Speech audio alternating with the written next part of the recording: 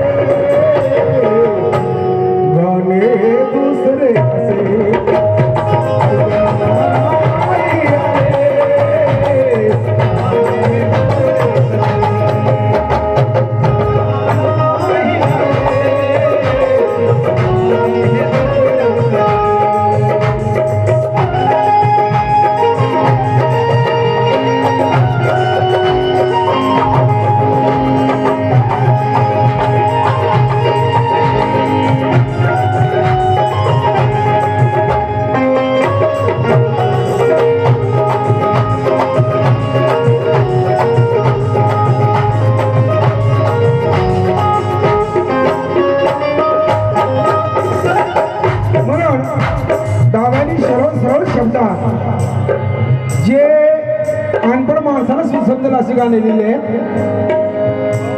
मजूर गातो शेतावारी आणि बाई गाते जातेवारी, बाई गाते जातेवारी, बाई गाते जातेवारी. मजूर गातो शेतावारी, बाई गाते जातेवारी, बाई गाते जातेवारी, बाई गाते जातेवारी. म्हणून मजूर काय गातो आहे का दादा लिहिलंय. नव हे नवाळीच शेत हे गवाळीच शेजारी पीक डोले साळीच दिन हे माय माझ्या काळीच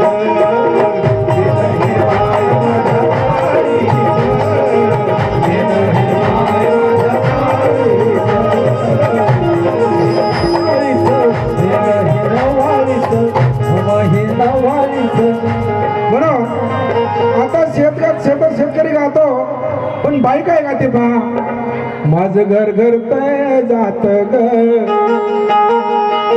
माझं घर घर ते जात ग अग नवीच गाते होईन जडले पोटाशी नवीच गाते होईन पोटाशी नाच ग नवीच गाते होईन जडले पोटाशी नाच ग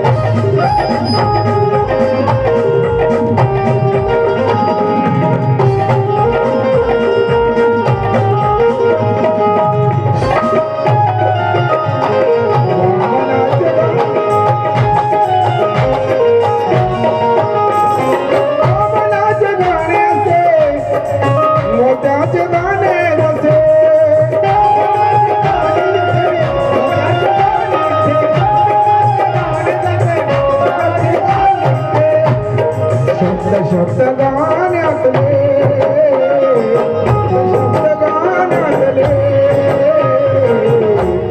मोत्याचे दाणे जसे